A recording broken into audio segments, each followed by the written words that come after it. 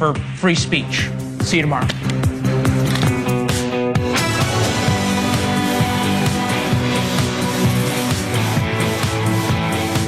Hey there, everybody. Welcome to Banfield. I'm Jesse Weber in for Ashleigh, who, of all things, had jury duty today. Process that for a second. Ashleigh Banfield is on jury duty. Let that sink in for a second. Now, by the way, speaking of juries, we know it took just, 46 minutes for a jury in Maryland to convict the man charged with the brutal rape and murder of Rachel Morin. She's the mom of 5 who was attacked while out for a run in 2023. This case became very political when police ID'd the suspect, an undocumented immigrant from El Salvador. Well, I'll tell you what, tonight, while Morin's killer awaits sentencing, Rachel Morin's mother, Patty Morin, is going to join me live. We're going to get to that in just a bit. But later this hour, a family vacation turned absolutely tragic in the Bahamas. Just hours into their stay, an adult son is found dead. And authorities are calling it drowning, but the family says the story doesn't track. They apparently never saw a body, just a photo of the dead man's face appearing puffy and beaten. And the story that police told of his final hours, bizarre. So the question is, what really happened to Denari McCalmont? Our investigative correspondent, Rich McHugh, has been following the case, spoke to the family. He's going to join us live. And then we prove that there is no such thing as a cold case anymore. A woman vanished near Chicago more than 40 years ago, and the search wound down soon after. But guess what? A true crime podcast hosted by a couple of seasoned detectives gave the missing persons case some new oxygen, and what do you know? Right out the gate, that long-lost missing person, no more. It is an astonishing story. The hosts are going to be with me tonight. The very first case they tackle, they solve. But we're going to begin in Maryland. So for the first time, I should say, in almost 2 years, the family of Rachel Morin can turn their thoughts away from the law and the courts and the justice to try to find just some peace. Now, if you were with us last night, you know the 23-year-old undocumented immigrant who is charged with Rachel's sadistic murder on a jogging trail in Maryland was convicted in less than an hour after a 9-day trial. A jury found Victor Martinez Hernandez guilty of first-degree premeditated murder, first-degree rape, and kidnapping, and he will almost certainly be sentenced to life in prison with no possibility of parole. Here's the prosecutor after yesterday's verdict. It is my sincere hope that today's verdict brings some peace and closure to the entire Morin family. While no verdict or sentence can ever bring Rachel back, I am proud of the work that was done to ensure that justice was served and that Victor Martinez Hernandez will never again be a threat to another woman in his lifetime. Now, this was a slam dunk case. I mean, the evidence was against him. And this suspect was ID'd from DNA at the murder scene in Maryland and from an assault in Los Angeles months earlier. Remember this video? But it still took almost a year to track him to a bar stool in Tulsa, Oklahoma. And through it all, Rachel's family grieved and hoped and waited, and they finally got a sense of justice. And now it is my pleasure to welcome onto the show Patty Morin. This is Rachel's mother. Patty, thank you so much for taking the time. This journey over the last several years, it's unimaginable. And after what happened this week, I just wanted to ask, how are you holding up? How are you doing right now? It's kind of like a weird place to be because we're happy. And like, I don't even know if happy is the word, but I don't know what other word to use. We're happy that there has justice has been found for my daughter, that the evidence presented was so irrefutable that we truly believe that he was the murderer, and to see the process and to understand the crime, and then to see the juror, pay attention to the details of the case as it's presented, and to come back with a verdict was, it felt like finally it was over. Like, for the last 19 months, at first we didn't believe that she died, and then we were almost losing hope that they wouldn't be able to find anybody because it just seemed so impossible. But all the detectives and the law enforcement agencies working behind the scenes and then not telling the family all the details, which made us kind of frustrated and angry because we didn't know, do they really know what they're doing or not? Because we've never been this way before. But to see it all just accumulate, I'm so emotional right now, I can't even speak. That's okay. Just come together and like such a perfect defense or prosecution where every detail was like layer upon layer upon layer of irrefutable. It just made me so grateful for all of the men and women that worked on this case. They took Rachel as if she was their family member, and they worked so hard for our family to find justice for Rachel and to bring this to a closure for us. So I'm happy and I'm sad. No, look, Patty, this is, as you said, your first introduction to the criminal system, the criminal justice system, and hopefully this is the last you ever experience it. And I'll say I speak to a lot of victims' family members, and everything you described, completely normal. They talk about this relief, this weight that they had to carry from when the crime was committed through the investigation, the arrest. It's completely normal. One of the beautiful things about Rachel was she had this big family and she had these children. How are they doing? Do the younger ones understand what's going on right now? I don't think they completely understand just because of their age. I know that they've been told that mom has gone to heaven and that mom's not coming back. But I think as they grow and they revisit this and get more details, as they're old enough to understand, I think that they're going to be grieving over the next few years as they process this. But I do have to say, during the trial, 2 of her daughters had to give testimony. And it was so heartbreaking. They were so brave, but it was so heartbreaking. Her 14-year-old daughter, Violet, was the last one to actually speak with her and communicate. And she broke down on the witness stand trying to keep herself composed to answer questions. And then when she's leaving the courtroom, you just hear her just break out into these heart-wrenching sobs. It was so hard because we were asked not to show emotion in the courtroom so that our emotions wouldn't persuade the jury in any way, because we really wanted to have a fair and just trial so that the verdict would just be a solid verdict. But just to hear her heart-wrenching sobs was so hard. So they still have a long way to go to heal.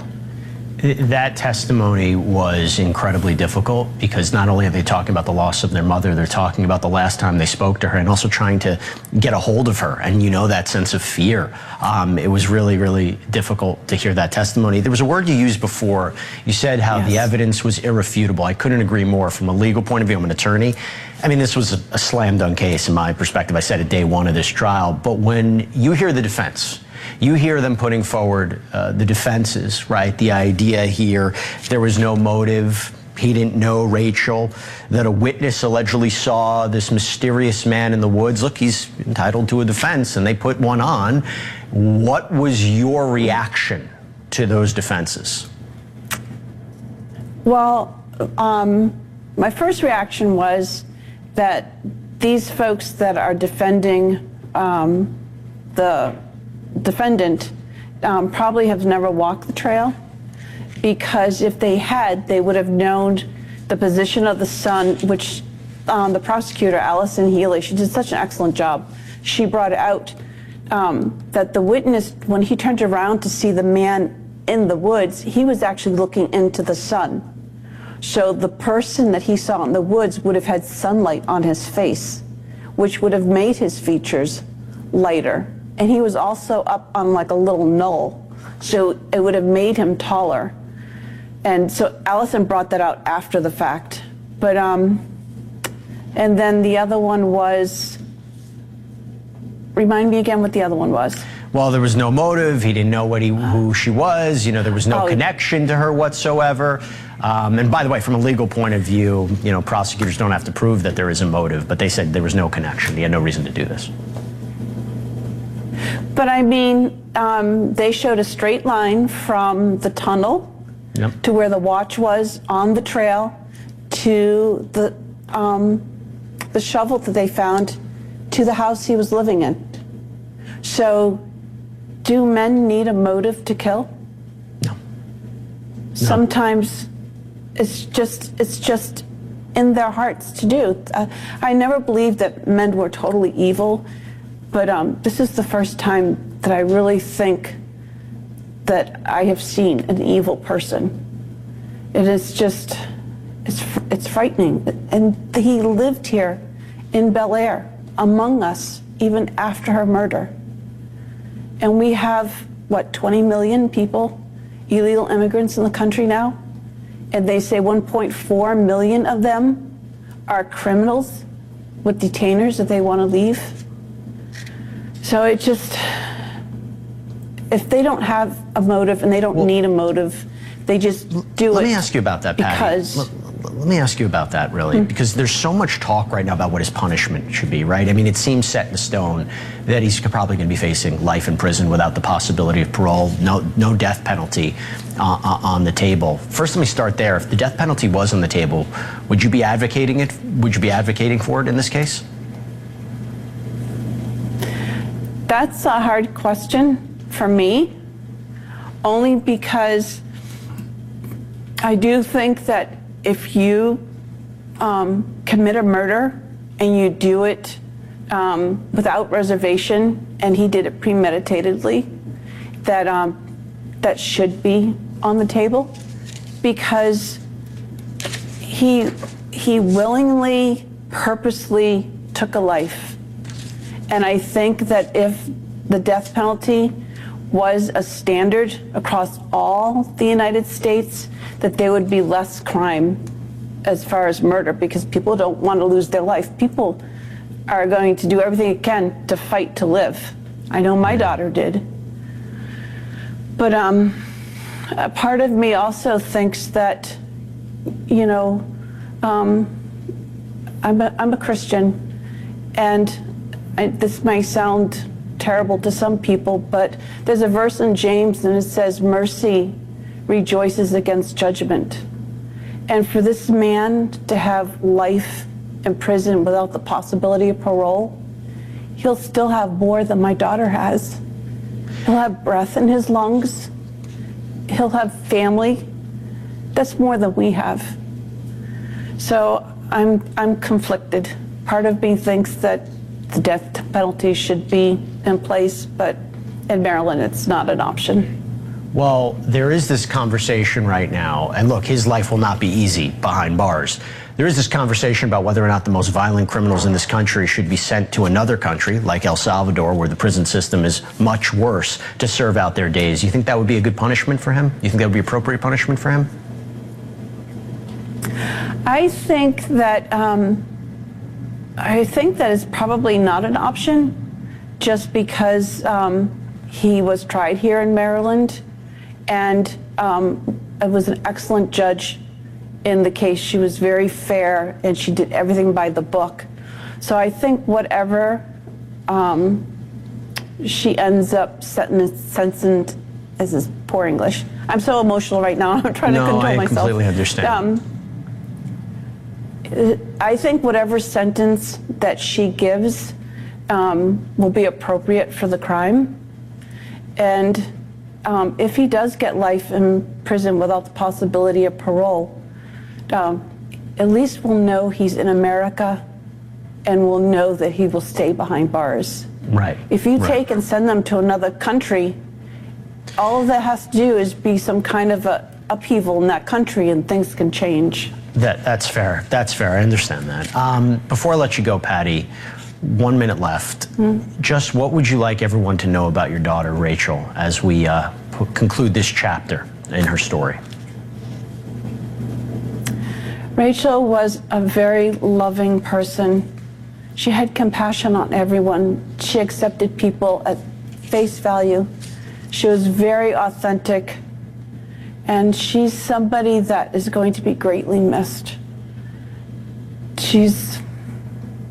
Everyone says about their loved ones how wonderful they are, but Rachel truly was a wonderful woman and very loved and missed by her family. She was a beautiful person, Patty, with a beautiful family. Thank you so much for coming on. I am personally sending my best wishes and thoughts to you and the rest of the family. And again, what is a very difficult time, and appreciate you taking the time. And if there's anything, we here can do, you let us know, okay?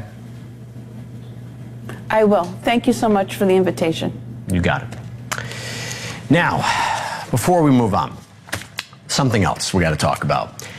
Apparently, they've finally seated a jury in another big trial, the retrial of Karen Reed. Remember this one?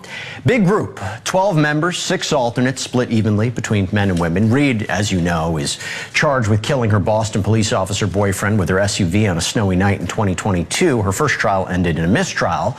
Reed spoke out today outside of court, and I want you to hear her reaction to the news that prosecutors plan to use bits of her own TV interviews against her.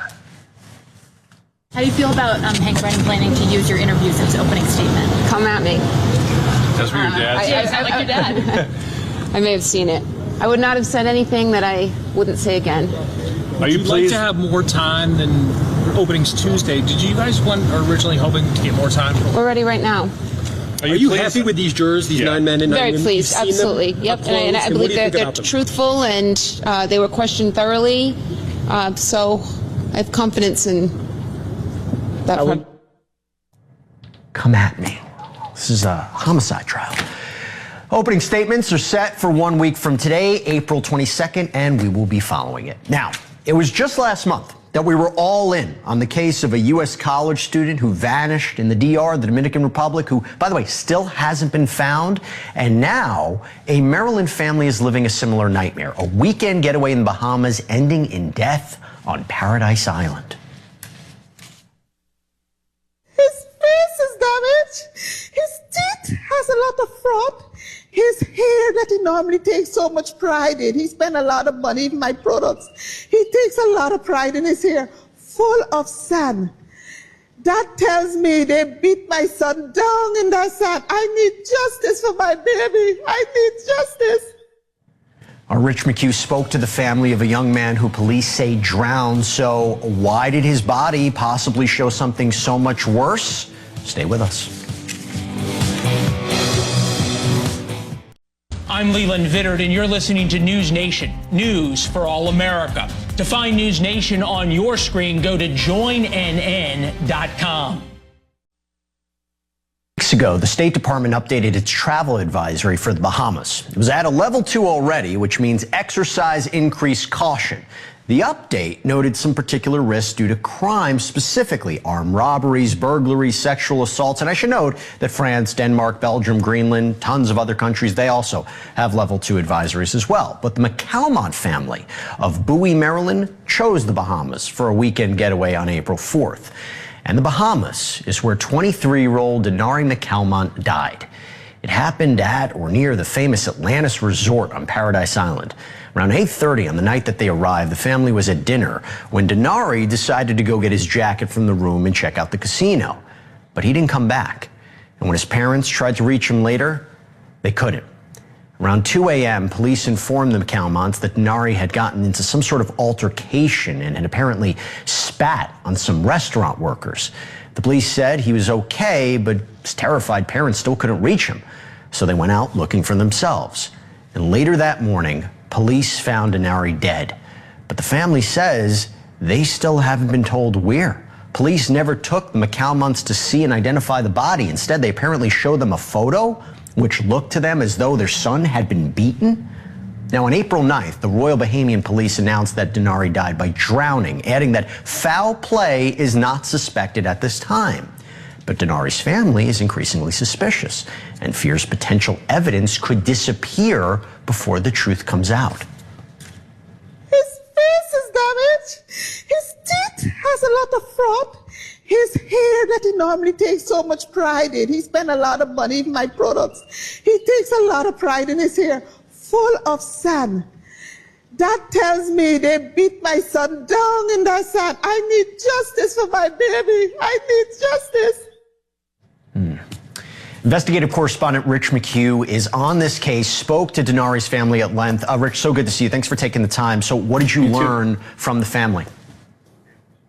Hi, Jesse. So I've spoken with a number of them. I've also spoken with some officials in the Bahamas and tried to speak with folks at the hotel. And here's my take on this initially. This was framed wrong from the get-go. When I first read this, I didn't find much trouble with it. There was this thing about him spitting. He was drowned. When I started to talk to the family and make calls, that's when I realized that there's a lot more questions here than there are answers. And the more you actually kick the tires on this official narrative that's out there that he drowned, the questions are even louder in my head. So number one, there's a 5-hour gap or so where he is apparently in the casino, or there was an altercation, and then he was found dead the next morning, and they said he was drowned. Now, his family last talked to him, I think it was 11 o'clock, and his girlfriend spoke to him at about 12:28 over FaceTime.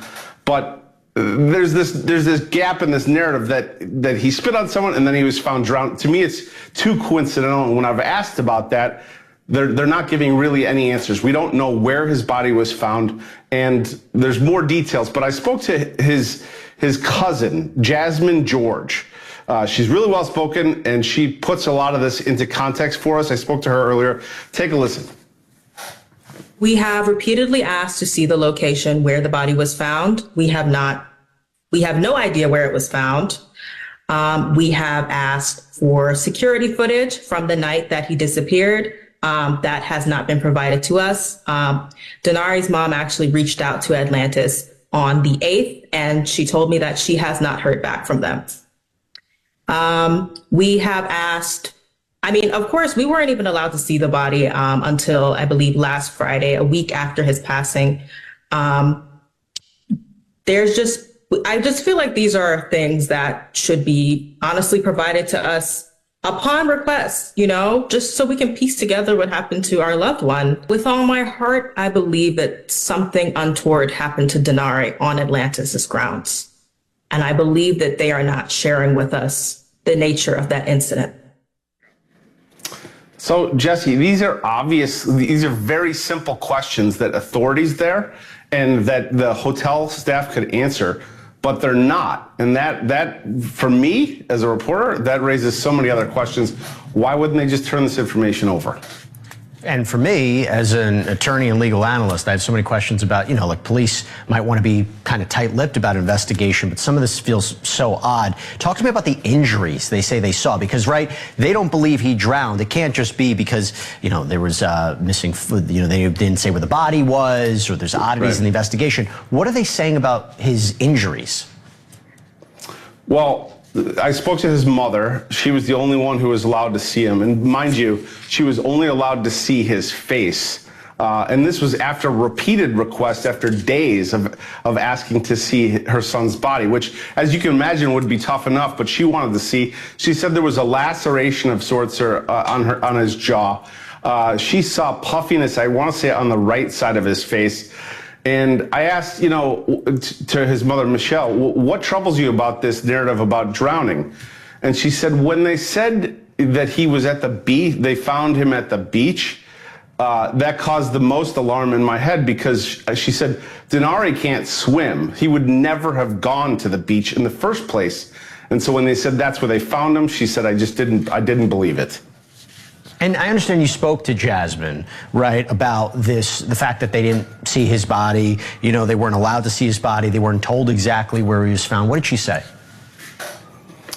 Well, that's the most ridiculous thing about this whole thing. Imagine you're in their shoes, right? They have not been able to, nobody has told them, the authorities or the hotel staff, as far as I know, and from speaking to them, where Denari was found. You'd think this is an American family in the Bahamas, and if one of your siblings or your child winds up dead, you're going to want to know exactly where your child was found. They still do not know where on that property he was found, but she says it in better words than I ever could. So let's listen to Jasmine. My aunt, Michelle McCalmont, was told that it was not a homicide as soon as they found the body. When they went to her to let her know that they had found, Denari, they told her right then and there that it was not a homicide. Now, how exactly they came across this information without having completed an autopsy is anyone's guess. The fact that staff were the last people to see him, the fact that they alleged that he had some kind of altercation with them and then somehow they lost track of him after that, the fact that they reached out to his mom before the body was discovered, a bit concerning to me. The fact that they came to her and told her without her asking what happened, that this was not a homicide. And also all of the confusion surrounding the location of the body, not only where it was found, but where it was taken. We need answers. We don't understand any of what has taken place. We have been given so little information. In some cases, it feels like we've been actively prevented from accessing information. We need America's help to understand what happened. I can't help but feel for this family, Jesse. Like, there's some scenarios here. It could be an accident. Denari may have drowned. That's very possible. The other scenario is that he met somebody and something really bad happened, and this family is now trying to piece together what happened to their son, and they're not being told really anything. And that's kind of where I come out. Yeah, I don't get it. The reports that he's spitting on restaurant staff earlier in the evening, and then the odds are that he just ends up dead, drowning. It's very weird, Rich, and I appreciate you being on the story. I just want to end with this. The Atlantis Resort released a statement. If we could put it up, it says, "We are deeply saddened by the passing of one of our guests. Our thoughts and condolences are with the guest's family and loved ones during this difficult time. This is an active police investigation, and we are fully cooperating." I know Rich McHugh will stay on it, and we will do the same here on NewsNation. Rich, it was good seeing you. Thanks so much for taking the time. You too, Jesse. Thank you. You got it. Great interview, by the way. Up next, a couple of police officers pull off the impossible. This is not just a car, okay? What you're seeing, it's what investigators have been searching for more than 40 years. And what's inside brings closure to a heartbroken family. How two innovative cops use good old-fashioned police work and a podcast to solve a decades-old cold case. They join me live next.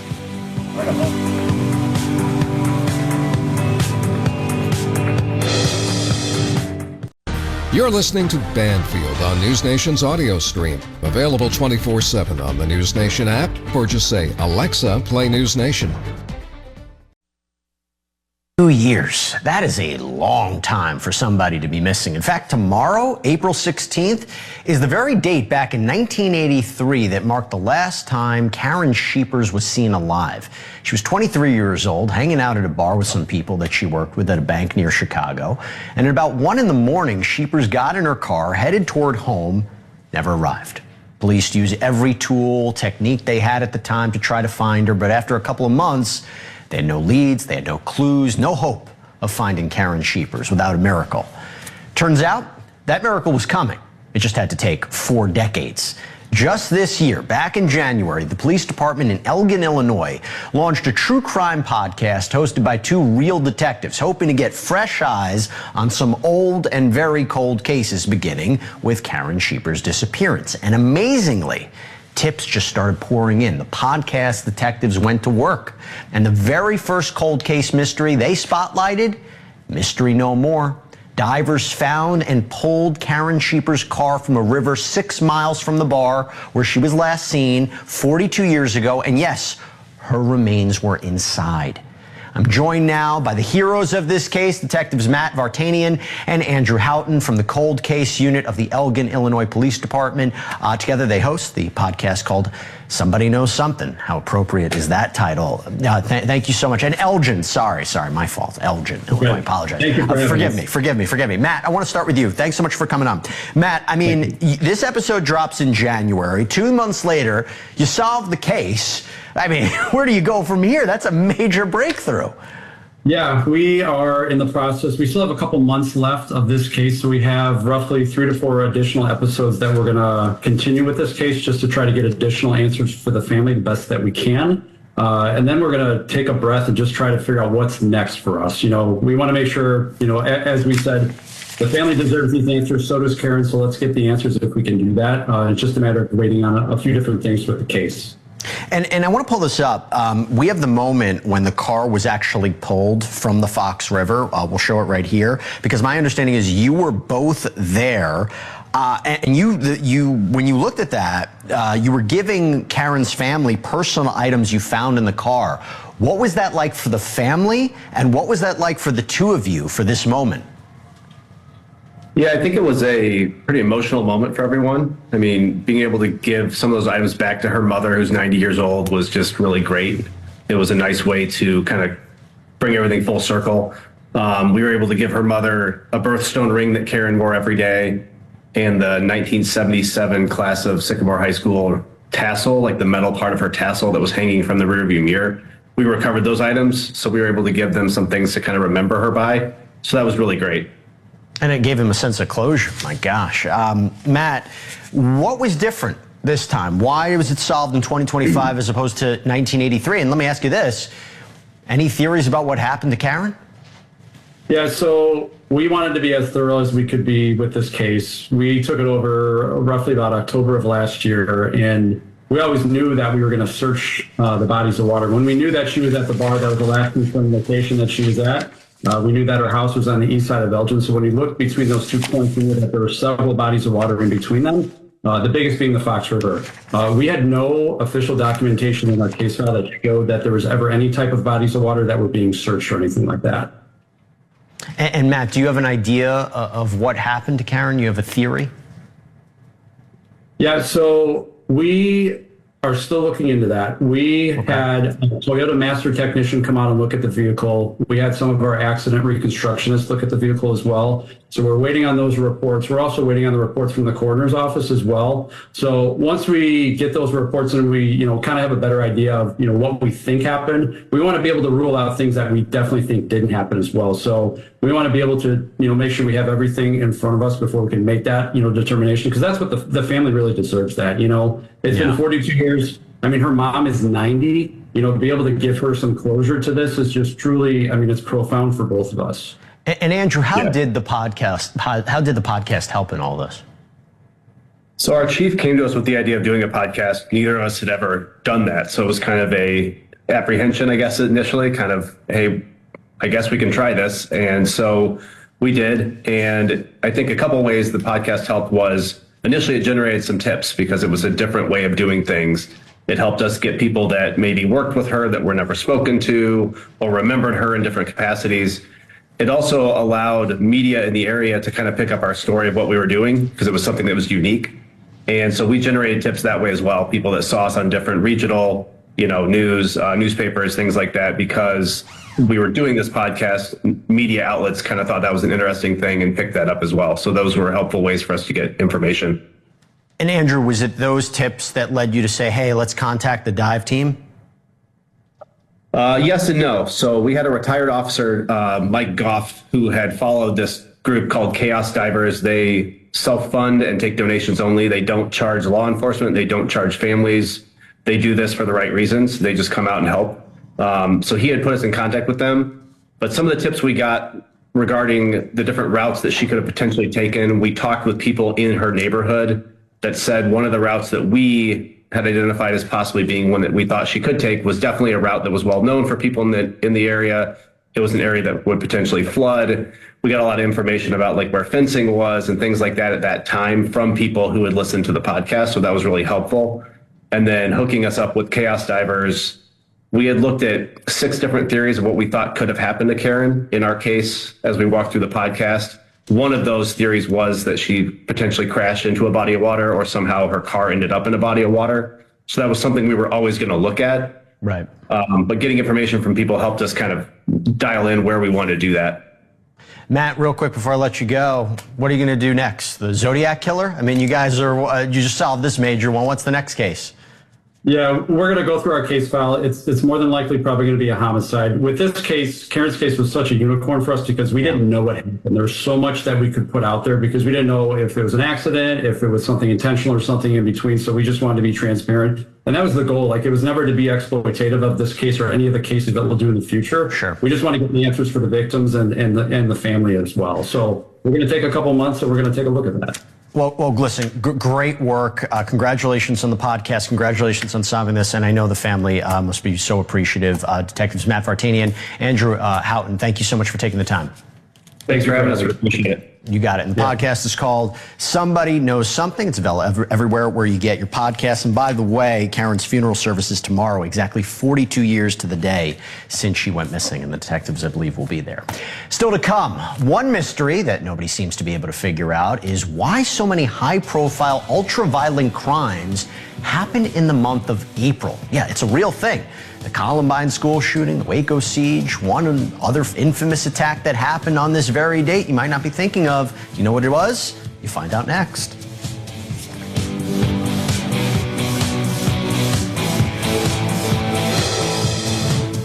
Tomorrow, only on NewsNation. Cuomo. Our seats have been adjusted so that I strangely look taller than he does. O'Reilly. The true things can be true at the same time. America's favorite sparring duo with TV's liveliest, most honest debate. Number one, you're a cheap frump. Bill O'Reilly on Cuomo.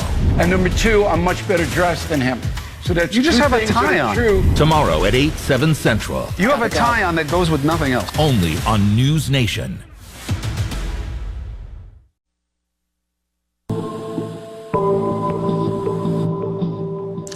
For all its delights, the month of April also has a dark side. It's been called the most dangerous month of the year because for whatever reason, a lot of big and historic crimes have happened on this page of the calendar. And this week in particular, we got the Lincoln assassination, the Columbine school shootings, the Waco siege, and on this date in 2013, the Boston bombing. Now, I'm sure you remember.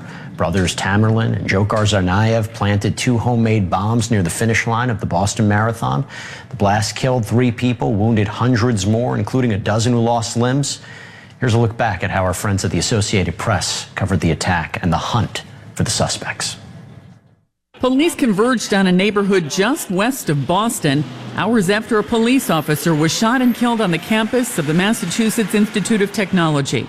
A state police spokesman said the incident in Watertown involved what was thought to be explosive devices, likely used against police officers. No arrests had been made in the officer's fatal shooting, and a manhunt was on for the shooter. Hours earlier, the FBI released photos and video of 2 suspects in Monday's bombings at the finish line of the Boston Marathon. They depict a young man in a dark cap, another in a white cap worn backward, both wearing backpacks, one walking behind the other on the sidewalk near the finish line as marathoners run by. The FBI agent in charge described them as armed and extremely dangerous and urged anyone who sees them to contact authorities. I actually heard a lot more than what I saw because I was over on Belmont, which is a street parallel to this, and you could hear what sounded like it definitely sounded like it was a shootout / chase. Cops were coming from this direction towards Watertown from Cambridge, and definitely heard a few explosions. It's an ongoing investigation. We can't get into details on the descriptions of the suspects or the names. We're trying to get information out to the people who live here that they should stay in their homes and not open their doors unless police officers are there. There's a 20-block perimeter around the location the Chief DeVoe just talked about. We are concerned about securing that area and making sure that this individual is taken into custody. We believe this to be a terrorist. We believe this to be a man who's come here to kill people.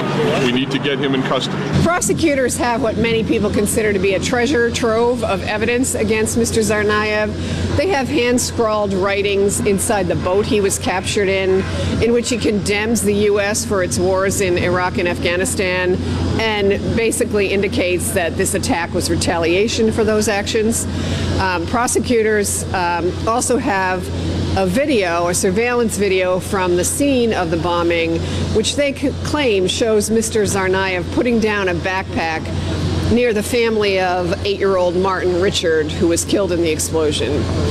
The defense strategy seems to be, from everything they've said in court and in court papers, to blame the older brother, to say that Mr. Tsarnaev was under the control of his brother, he adored him, he admired him, and he basically went along with whatever his brother told him to do.